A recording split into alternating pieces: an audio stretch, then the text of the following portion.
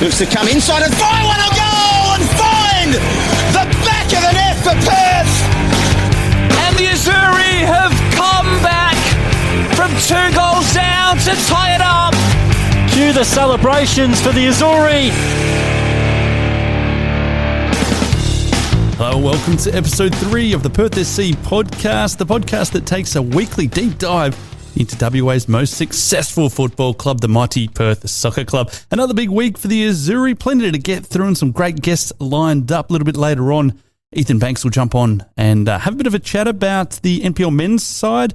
He's had a great start to the season, hasn't he? Banging in a couple of goals early and forming what looks to be a pretty formidable partnership alongside Gordon Perkins up top of the Perth Soccer Club men's team. So looking forward to having a chat with Ethan a little bit later on. Also, we'll catch up with Fernando Barreiro, assistant coach from the NPLW side. Big win on the weekend, a hard-fought win, it must be said. Big comeback win for the NPL girls, so we're looking forward to that as well. Just to recap the results across the weekend, let's start on Friday night. It was a hard-fought 2-1 win for the NPL men's side as they edged out Fremantle City. Kenny Lowe was forced into a couple of changes, in fact. Julian Kelly slotted into left back to replace the suspended Kobe Sutton. Curtis Mogg and Luca Herninger held their spot in central defence with Josh Keller at right back.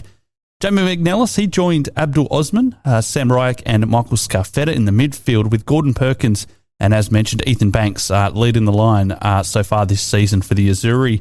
Luca Herninger, what a start he's had to his senior career. A great couple of games, and he got the Azzurri off the mark around the 20-minute mark as it kind of casually ghosted in from the back post to head home the ball into the Fremantle net. However, there was a multitude of chances which went begging for Perth, and they unfortunately failed to add to their advantage despite several opportunities in that first half, heading into the sheds at just that slender 1-0 advantage.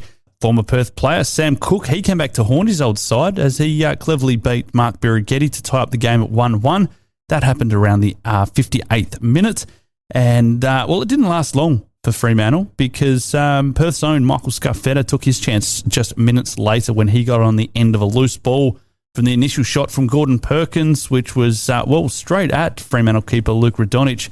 But he failed to deal with it, did Radonic, and Scarfetta jumped on the loose ball and managed to finish into almost an empty net. So pretty good stuff there from Scarfetta, and great to see him back and firing early for the Azzurri on his return to the club. As Fremantle chased the game, Perth's Kiwi import Curtis Mogg, he was somewhat controversially sent off, leaving Perth to see out the game with 10 players. They had a chance to ice the game later on as substitute David Ninkovic, his shot cannoned off the bar before chaos ensued in the final minutes. If you're here, you'll know exactly what I'm talking about. I don't think anyone knew what was going on there after a coming together between Sam Cook and Mark Birighetti. There was penalty shouts from the opposition. There was talks with the sideline refs. I'm not really sure what happened, but it ended up all well for the Azzurri as they managed to see out the game and record their second win in as many matches and sit equal top on points.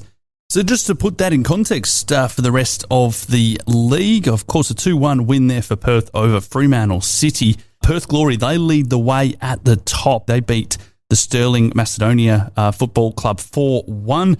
Olympic Kingsway, they had a 2-0 win over Sorrento. Bayswater City beat Florida Athena 3-2. Bit of a fiery clash, that one. Perth Red Star, they drew 1-1 with Armidale, and the Western Knights, they managed a slender 1-0 win over Balcatta. So just to have a quick look at that table and just recap what that looks like. Perth Glory lead the way just on goal difference alongside Perth, Olympic Kingsway and Bayswater. They are the 4 unbeaten sides after 2 rounds. Western Knights, they sit in 5th. Perth Red Star in 6th, followed by Armidale, Floreat, Sorrento, Stirling, Balcatta and Fremantle City, all without a win so far. For the NPL women, they were quick to put memories of the Night Series final behind them and get off to a winning start in the league. Their opponents, Fremantle City, had proven throughout the preseason they wouldn't be any easy beats when it came to the league in 2025, and that became pretty evident in the 9th minute when the away side got off to an early start as Fremantle jumped on a loose pass to feed Michaela Lyons, who beat Dale Schroeder to score the opening goal there. The defence just got caught out, maybe a little bit square. Michaela Lyons didn't need a second opportunity to send Fremantle into the sheds at that 1-0 lead. Tom Glavovic, well, he made a bit of a change at halftime. He brought on Maya Archibald, who was pretty good in that Night Series Cup final, replacing Ruby Marshall. It seemed to spark the girls a little bit in the second half as Daisy McAllister managed to make the most of a loose cross to isolate Fremantle fullback Alex Pode and finish past keeper Megan Phillips to tie up the game. That all happened heading into the last 30, so it was really on like Donkey Kong from that stage.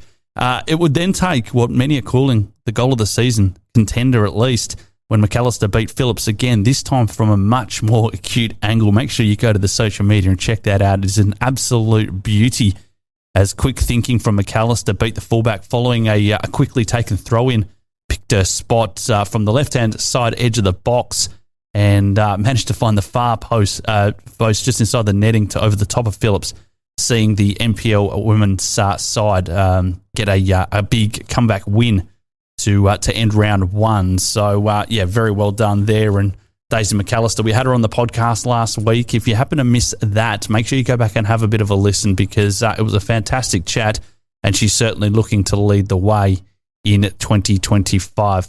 So once again, just to put that in context alongside the other results for the weekend, a 2-1 win for Perth over Fremantle City, a 5-2 win for Perth Red Star over UWA Netherlands. I think they'll be a lot more competitive this year, but of course Red Star, they are a powerhouse. They have been for a few years and certainly one to watch in 2025. Murdoch Uni Melville v Subiaco, that was postponed due to heat. And the NTC side, well, they beat Balcatta 3-0. Can you believe that after Balcatta took out the night series there? So, hard to pick this time of year, but there you go. There's some results from round one of the NPL. And just on goal difference, of course, only one round played. Perth Red Star lead the way. Football West, NTC and Perth all unbeaten after one round, followed by Murdoch Uni, Subiaco, Fremantle City, UWA and Balcatta. Very much looking forward to seeing how the girls progress throughout 2025. Earlier on the Saturday, the Perth 18s, they had a massive 9-0 win over Fremantle City. That's the 18s men. Unfortunately for the 23s men, it was a narrow 2-1 loss before Perth's under 21s women managed a big 4-0 result also over Fremantle City to open their season. So there we have a little bit of a wrap of the weekend's action, and we'll look forward to this weekend just a little bit later on. We're going to take a little bit of a break. We'll get started with the first of our guests. We'll get Ethan Banks. He'll jump on with us next. You're on the Perth SC podcast.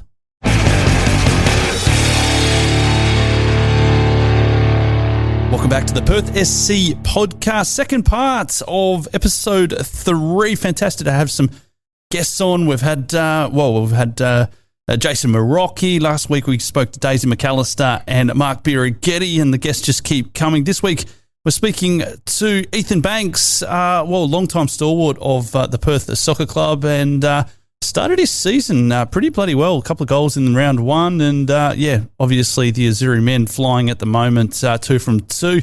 Ethan, thanks for jumping on, mate. Thanks for having me, mate. Yeah, no worries at all.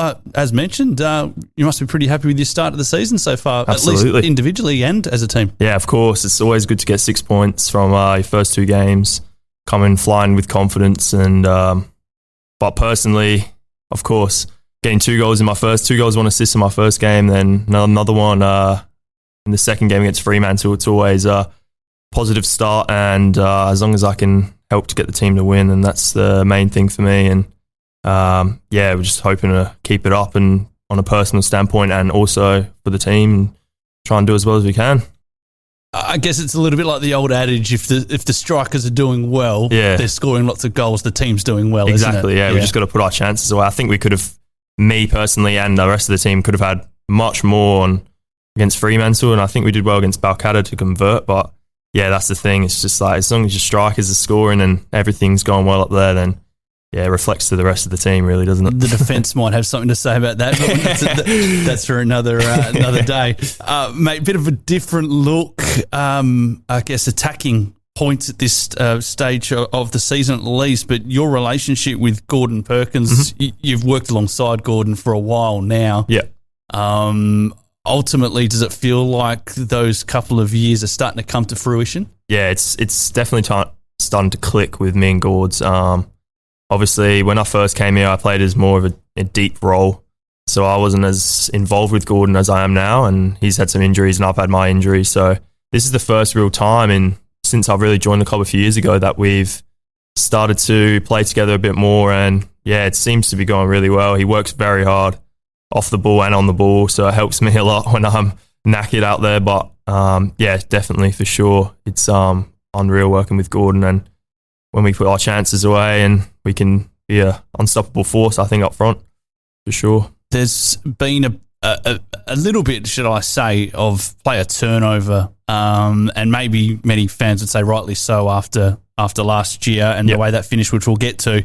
But it must be refreshing to have guys like Michael Scarfettas come back into the side, Sam Riak's, a midfield enforcer, and then youngsters like Luca Herninger, who's just stepped up to senior level seamlessly. 100%. Like plays like Luca, even Taylor as well. These players stepping up this year, because I feel like last year we didn't have a lot of good youngsters coming in. We had a strong starting 11, but we'd always have a weakish bench. And I think this year our bench our role players and stuff have definitely improved, and the young players have got better. And obviously I've played with Michael before, 2 years ago, before he went over to Italy.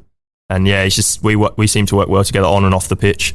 And yeah, they've brought in some really good players and players from the past. And yeah, of course, the young players are doing well. And yeah, we seem to be getting along quite well with everyone. Sam Ryak, I guess just to emphasise his role, that defensive mindset, that enforcer mindset has really allowed guys like Abdul Osman to just go up and do their thing as well, rather than have to be in two minds about coming or going in a defensive mindset as well. Yeah. I guess that's been really refreshing, at least to watch from the sidelines. Is that the way that you guys are seeing it 100%. as well? Like, even though he's playing as quite a defensive midfielder, and you say like he helps the defence out, he definitely helps me, Abdul, Gordon, everyone else that plays higher up, helps us out. Definitely never seen someone win so many tackles in my whole life.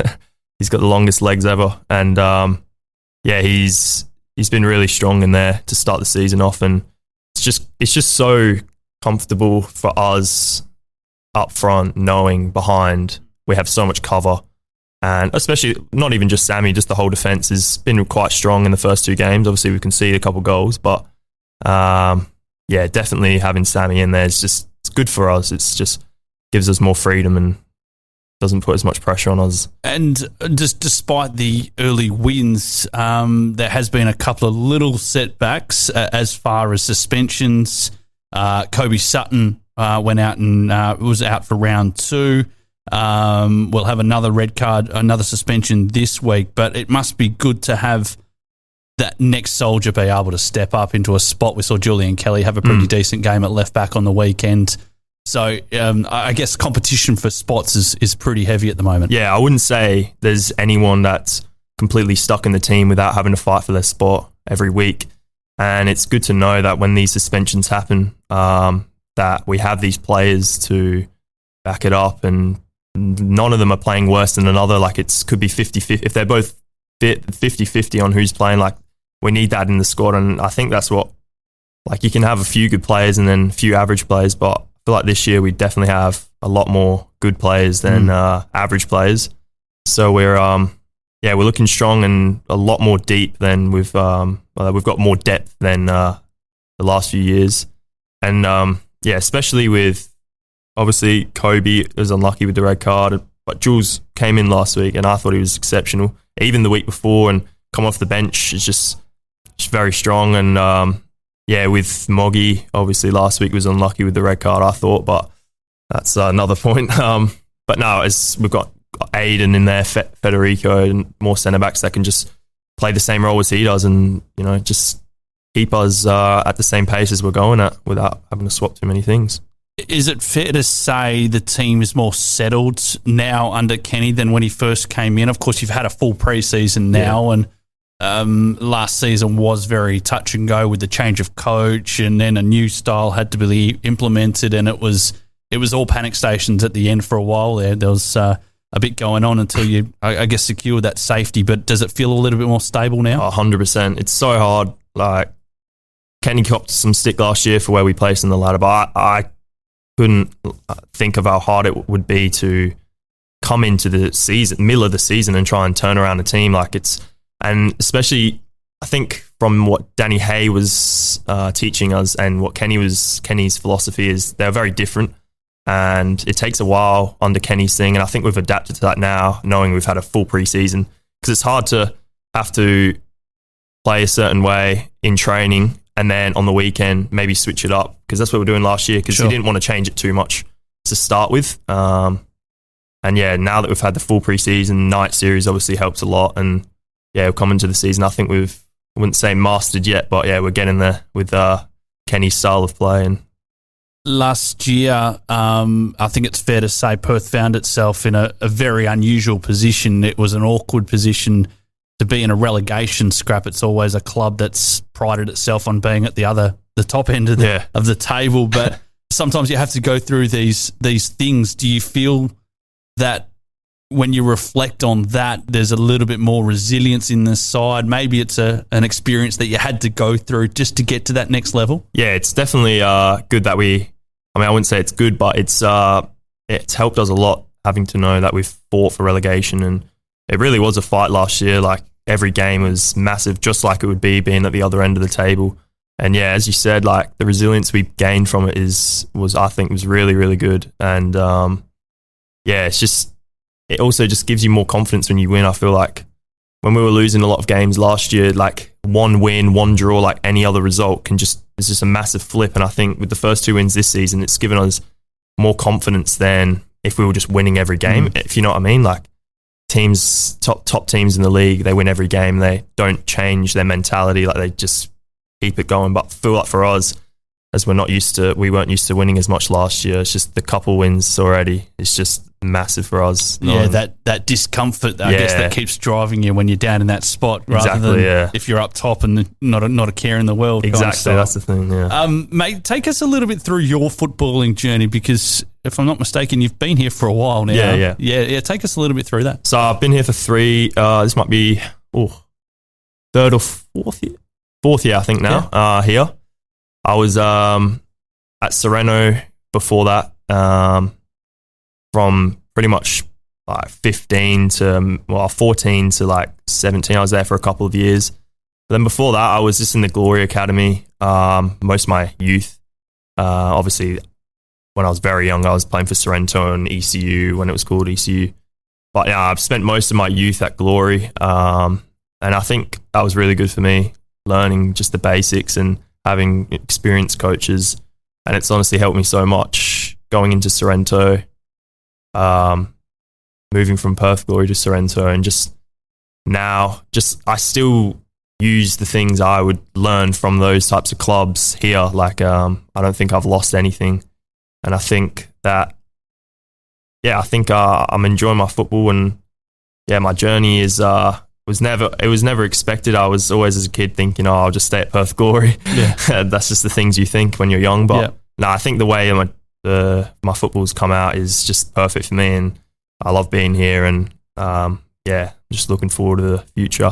And when it comes to, I guess, some of your inspirations growing up and that have influenced your playing style, you mentioned some of the coaches there, but I imagine family's got a fair bit to do with that as well. Yeah, Dad's massive for that. He was always one to help me out.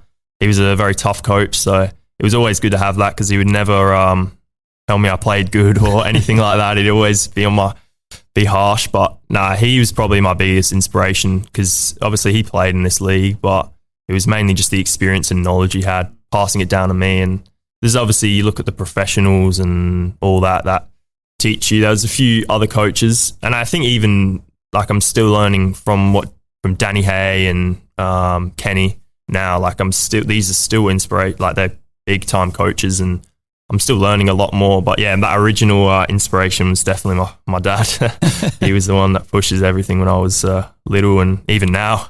still sticks around. Yeah, no, very, very good, mate. Absolutely. Yeah. Mate, what are your personal goals as far as season 2025? Of course, it's all about goals, but is there anything that else that stands out? I just want to be honest, obviously I want to win the league. That's a big goal for me.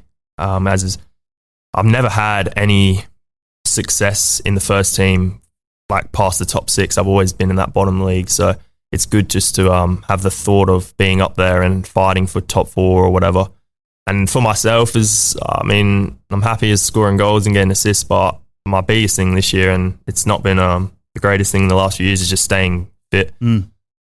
There's always like you could say, I want to score this many goals, I want to have this many assists or whatever. But honest to God, my biggest goal is just to stay fit, because I've been quite injury prone over the last year or two. And that's my main goal for this season. But of course, scoring and getting assists and helping my teammates is always going to be another goal of mine. But yeah, I'd say staying fit and just try and win this league. Big game coming up this weekend. We'll talk about Stirling a little bit closer. We're just talking a little bit outside with a couple of the guys, and Stirling's always a side that's there or thereabouts. But who are the other sides that you feel are going to be strong this year and really, really going to have to take it up to? So obviously Kingsway are always going to be strong. The way they finished last year was one of the better teams I've ever seen in this league. They may have lost a couple players, but they get easy replacements, and the first 2 games they've showed strong sides. Obviously Sorrento won the night series, so they look strong, although they don't think they've got a point in their first 2 games. They've versed some pretty tough teams in Bayswater and Kingsway. And speaking about Bayswater, I think they've had a lot of signings. I feel like on my Instagram I saw a new signing every day. But I think they're going to be the biggest teams. Hopefully I'm not missing anyone. But yeah, they're Bayswater, Kingsway, Sorrento, obviously Stirling. Stirling is always a tough game no matter what players they have out in the park. Yeah, those are going to be the teams to beat this year, I think. And Glory as well, yeah. Yep. And 2 wins to start the season against Balcatta and Fremantle. Yep. Fremantle was a pretty tough fought kind of match to see that one out, but you did in the end. Do you find yourselves, I guess, looking at the opponent and maybe having to change things, or is it all about what you guys do you feel? Nah, it's different pressing off the ball. I feel like for every team there's always something different in the way they play out. And to be fair, Balcatta and Freo played kind of similar, so we didn't have to change too much up. But against these big teams, we're going to have to, without giving too much away, kind of stop being so aggressive defensively. And I think playing out, Kenny doesn't have any issues playing a different style against any team. Like, he just wants to play the same style, which I think is good, because you're not switching it up and having to learn something new, and you're just sticking to your style. And he's always got it in that locker that if they do catch on to how we're playing, that we can switch things around and we practice other ways to play around defences and get through to the midfield and in behind eventually. But no, I don't think we play too different depending on the teams we play. Like, obviously, you look at the teams and you go, they may play a 4-4-2, they may play a 4-3-3, whatever. But the way Kenny wants us to play doesn't really affect the way other teams set up. It's kind of works for every team that we play in a way. How does Ethan Banks improve on a 2024 where he was named best player for the win it again for the club? Nah. I mean, is it as simple as that? Or it's always going to be have extra drivers. It's always going to be a goal. I think like it was obviously a big trophy to win, especially at such a young age, 19, winning the best player at a massive football club. But no, it's always in your mind that you want to win it again, and if you don't win it, then you're like, I've had a worse season than last year. But that's just not always the case. It's just like, for me, it's just like, I was happy with my performances last year, but I didn't think I was. I agree that I could have been up there, but I don't know. I feel like I could have played so much better last year, and hearing the news that I won I wouldn't say surprising, but it was just like if we're going to be a top 4 club, like, I need to be playing better to be the best player. But I feel like this year I've definitely took a step up. So hopefully I keep going in that direction. Yeah, I guess essentially you want 11 players that are likely to win yeah. that to be able to, I guess, contribute to that team's success. Sterling this weekend, I did mention that they're always a side that's there or thereabouts. What do you feel you got to do to be able to dismantle them at a tricky place to go at Macedonia Park? Yeah, Macedonia Park, one of probably, for me, probably the hardest place in the league to go. I do love that ground, but the fans are always wild there at Sterling, the Macedonians, and it's always a good game against them. But they, I think if we win our midfield battle, then we can win the game. It's honestly as simple as that. They have a really, really strong midfield. I think they have probably one of the more better midfields in the league, if not the best, with Calvin, Cade, and a few other players in there. And I feel like we win that battle in there and be strong and win our 1v1s and our seconds and our firsts even and our thirds. I feel like the defence and attack can compare with them and compete with them, really. And I do think we have a good chance this weekend. Very, very good chance, especially after 2 wins. Yeah, we need to win that midfield battle and stay strong at the back. Obviously put our chances away. Yeah, well, I guess the Azzurri faithful will be hoping exactly that. Hopefully plenty of them get along, mate. Just to finish up, there's plenty that get out here week in, week out, mate. What would you like to say to those fans? Just the biggest thing is just thanks for coming down and supporting us. It's massive, especially on those Friday nights. It's just like obviously coming home from work on a Friday and it's obviously you're knackered and you could be tired. Yep. And it's just really good to have. I'd say we probably get more people on Fridays, which is amazing in these games.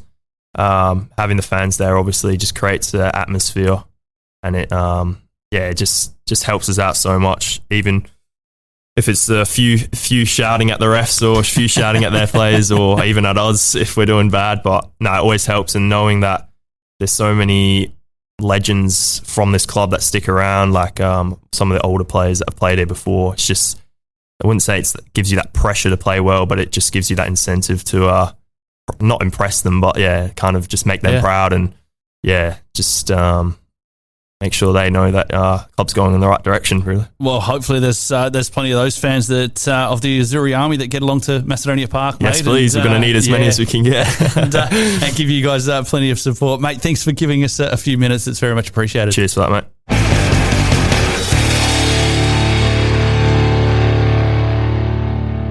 Big thank you to Ethan Banks, who joined us from the Perth Soccer Club men's team just before the break. It's a delight to keep the guests keep rolling. Fernando Barreiro is the assistant coach of the NPL women's side, who got off to a fantastic start on the weekend. Fernando, thanks for jumping on, mate. Awesome. Thanks for having me, mate. No worries at all. You must be delighted with the start of the season, at least. Yeah, absolutely delighted.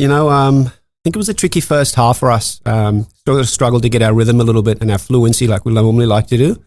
But I think in the end, just a bit of individual quality sort of shine through for us, which is obviously Daisy McAllister. What more can you say about her? Sure. Just a talented girl, loves her football, plays with all heart, and then 2 goals to just, take the game away from Freo for them. And I think we sort of, on the second half, we probably deserved that game a bit, Again, Freo obviously always pose good challenges for us, They're a well-coached team with Sam Geddes in there, They're always going to be well-drilled, well-organised, and any sort of mistakes that we make, they'll always punish teams, so.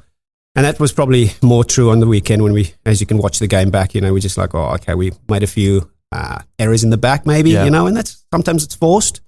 And that was what it was. And then, they score a goal against us and, kind of puts us on the back foot a little bit. And then we go into half time, we have to sort of talk tactics a little bit with Tom and sort of figure out what we can do to get ourselves back in the game. And I think, getting Daisy maybe a little bit higher up the field was probably what we needed to do, because for our quality. 3 points and move forward. Yeah, that quick transition, that turnover in the middle of the park, and then the central defenders get caught square and Michaela Lyons is going to drill that 9 times out of 10. Of course she is. Yeah, experienced campaigner, isn't she, Michaela? Been playing the game for a long time. Any sort of half chance she'll probably put it away, man, to be honest with you. That's how she plays, So, and again, clinical in front of goal, knows where the goal is. But I think when we look back on the footage, we know we could have probably defended that a little bit better, But look, it's our first game of the season, There's going to be things we have to work on, things we have to get better at.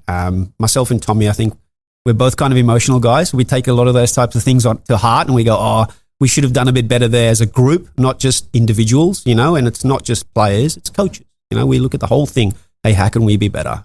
And we've put that to the test at training this week. So, yeah. Just going back a little bit further, I spoke to Daisy about this last week, but the driver, after losing that Night Series Cup final as well against, it must be said, a pretty good Balcatta side. Yeah, look, we were pretty disappointed with that, to be fair. I felt like we were good value. I felt like we pushed them back for a fair amount of time in the game, and I don't recall our goalkeeper making too many saves in the second half. Maybe there was that goal line clearance with Matilda and Dale. But other than that, I thought we were good value. I thought we deserved something out of that game, to be honest with you. And I don't want to be biased because it's us, it's Perth, but I do look at the game and I think, you know what, we deserve something out of that game. I think there was, again, 2 penalty chances, the referee doesn't see it, they don't call it. It's tough when I look back on the footage and I see it and I go, they're clear handballs, Again, look, finals football throws up everything. Yeah. It is what it is. Absolutely.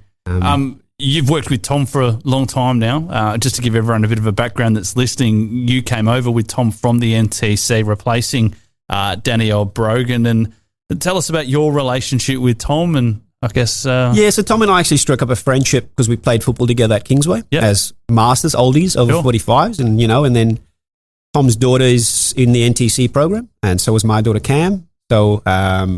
basically what we just struck up a friendship, and then I was coaching at the NTC at the time. I used to see Tom quite a lot there, drop his daughter off, and there happened to be an opening at the NTC program, and I said, look, Tom's probably a great guy to come help us out, and Tom put his hand up, and next thing you knew, we were working together, and, never looked back. We've got a great relationship, myself and Tom. I think we share a very similar philosophy in football, myself and Tom, the way we see the game. And I guess for us, it's all about the players, I've always had a mantra that I don't really want to coach the game, I want to coach the player. Just so I can get that out of my team. And I think Tom shares those same values. So that's why we've always been so close, Tom and I. Yeah. I guess just going a little bit deeper on that about coaching the player when all you're going to do is look at numbers and wins and losses, it takes away that human element. But when you're actually dealing with people on a day-to-day basis, that human element is front and center. Yeah, definitely. And look, coming from the NTC program where it's sort of more focused on development, we're now at Perth, and Tom and I said this to ourselves, we need to win, and at the same time, I still don't want to take that element away of helping players. I spoke to the group way in the beginning when Tom and I took over, and I said, I want you girls to set yourselves some goals. There's goals for all of you to be had. There's a state team at the end of the season. There's Perth Glory. Hence you girls should aim to have those goals for yourselves, and I want to help you do that. I'd love to help these players do that, and that's what I want to do. And myself, I think Tom shares those same values. We want to help those players to get there, along with obviously winning games for Perth. So, yeah. Yeah. You did bring maybe a contingent of the girls over from the NTC, the graduates? Yeah, Hannah, Maya, Violet. Lucy's been in the program as well. So, yeah, there's a few of them that I've coached with alongside Ben Anderton that we've been on a few identification camps to Melbourne and Canberra. So I know the girls very well. They're very well disciplined. They work hard. I can't really fault those girls, to be honest with you. They're a quirky bunch. They've always got us laughing at training. They've always taken the mickey out of me. But you know what? It's fun. I don't mind. I love those girls. They're pretty good. Just on coaching, Fernando, have you had much experience in coaching both the men and the women, or just the women? Yeah, so I think I started off with boys first. Sure. Bayswater, I think I did the 13s boys for 2 years. And then I've also had a very, very good pleasure of working alongside someone by the name of Chris Ola. We coached 2 men's state teams together. So we played the Glory. As you know, there's every year at the end of the season, we pick a state team. I was able to do that 2 years with Chris. That was a fantastic achievement for me. Obviously got to beat Perth Glory 1 year when Rich Garcia was still coaching. And the following year we got beat by Ruben Zatkovic and Chris Coyne pretty badly. But look, I'll never take those experiences away. Federico Achilles, one of my players that I selected to be in that state team. Wonderful kid, wonderful player. And now he works alongside you and guys. now he's working alongside us. And I always keep reminding him, don't forget you made a state team. And he's like, oh yeah, I did, Fernando, thank you. So he's a good bloke. I love that kid. He's a good bloke. Absolutely. So yeah, had the experience obviously, yes, of coaching some men as well. And yeah. I'm interested in the different dynamics and the different approaches to coaching the guys compared to the girls. Yep. Is it just a simple masculine feminine thing, or is it one size fits all? How do you? Nah, I think it's personality driven. Yeah, I think it's different for women. It's very emotional. Sure. And it's certain things you have to kind of read between the lines. They're not always going to be too open to speak to you about it. I've had the luxury of working alongside women now for about 7 to 8 years, so I can see details. I can see things. So I know when someone's not right, and I know when I need to pull them aside and have a chat. And with women, it's very, very clear sometimes. You've got to read between the lines. It's important because you just don't know how their day's panning out. Yeah. Men, I guess, for the boys, that the boys always seem to shrug things off, pick themselves up, they go again, no problem, But yeah, with women, there is a difference. There's definitely a difference. Yeah. Big season to come. We'll touch on Murdoch Uni in a quick second, but I think from the outside looking in, is it fair to say it's going to be a pretty even season? It feels like Red Star's going to come back into the pack, and then we see teams like Fremantle really stepping up to the plate. Yeah, I think, you're right. It's going to be Balcatta, Red Star, Freo. They'll be tough teams. Yeah. They play football. They're not here to just kick the ball long. Knowing, like I said, Sam Geddes, the way she plays and her identification as a coach, she'll never do that. Okay? I know what she's like. She demands high standards from her players. I'm not quite familiar with the new coach at Red Star, but again, they'll be a well-drilled team, I'm assuming. They've got some quality players in there. I think Sarah's back there as well for another year. What a quality campaigner she is. She's just season after season, I feel like she just gets better and better. They'll still have some dangerous players in their group that we have to be aware of. Same as Balcatta, Pete Rakic, good guy. Yeah. I've known Pete for a while now, a couple of years, played against him a few times now with NTC, obviously. And I know, again, Pete's a winner. He always wants to win, So, there's some good teams in there still, pose dangerous threats on different levels for us, Murdoch Uni Melville this week, is that on the Astro turf? It is isn't on it? the Astro, yeah. How do you find that? I'm not a fan of it, if I'm honest, No. but I think the girls actually don't mind it. One thing I always say to the girls on that pitch is the bounce will always be true. Never let the ball pass you. Always try and stop the ball in front of you so you actually get to play. Because once the ball picks up speed, it's gone. So there's different things we have to adapt to on that surface. But look, the girls they're gonna face that in their journey. They're going to face it somewhere along the line. You might you're not going to always play on a carpet pitch like Dorrien Gardens. They're just going to have to adapt to it. Every other team's going to have to adapt to it, so we have to as well. There's a few things we have to adapt and adjust maybe in our tactics, but we'll deal with that on Sunday. Yeah. And Steve Atkins, isn't it, down there? It is Steve, yeah. What do you make of the side that he puts together, and I guess the challenge that's presented this weekend? Yes, and that's the thing, right? With teams like Murdoch, for example, they do probably pose us a different threat to what obviously Balcatta will do. I don't know that they will sit deep or in a block, for example. If they do, those are the scenarios actually we've went through this week at training that we kind of knew we needed to work on, and that's by being patient with the ball. Don't force it. It's so easy to fall into that trap. We get impatient and then we lose the ball, we cough the ball up unnecessarily, and we get frustrated. And that's what we've been working on this week with the girls. Stay patient, move the ball, it'll come. Be patient. Yeah. A few more things we've worked on. I don't want to give too much away. But yeah, just be patient with the ball with Steve Atkins' team. Very much looking forward to it. 3 p.m. Sunday down there at Murdoch Uni. Fernando, thanks for jumping on, mate. Giving us a few minutes. My pleasure.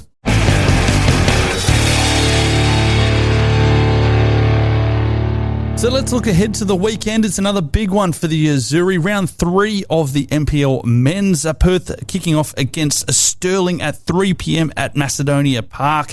As mentioned, hopefully plenty of the Azzurri army can get down to Stirling and get behind the boys. Prior to that, the 18s and 23s will be in action from 11 a.m. and 1 p.m. respectively. So you can make a day of it, go down there and fully supports the mighty Perth Soccer Club. For the NPL Women, Sunday 3 p.m, that is away to Murdoch University, Melville. And of course, prior to that will be the women's under 21s who will be in action as well. Looking forward to another big successful weekend for the club, and good luck to everyone who's in action.